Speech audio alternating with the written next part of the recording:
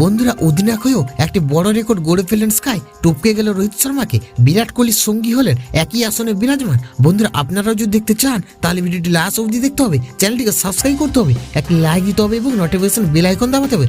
বন্ধুরা Suryakumar Yadav team India টি-20 অধিনায়ক হিসেবে শুরুটা দুর্দান্ত করলেন। শ্রীলঙ্কার বিরুদ্ধে এক ম্যাচ বাকি থাকতেই সিরিজ পকেটে পুরে ফেলল ভারত। বন্ধুরা সূর্যকুমার যাদব একই সঙ্গে অধিনায়ক হয়ে একটি বড় রেকর্ড গড়ে ফেলেন, টপকে গেলেন রোহিত শর্মা ও বিরাট কোহলির সঙ্গী হলেন একই আসনে বিরাজমান। বন্ধুরা সূর্যকুমার যাদব প্রথম টি-20 ম্যাচে 26 বলে 58 রানের বিধ্বংসী ইনিংস খেলেন। সেই ম্যাচে ম্যান অফ দ্য ম্যাচও হন তিনি।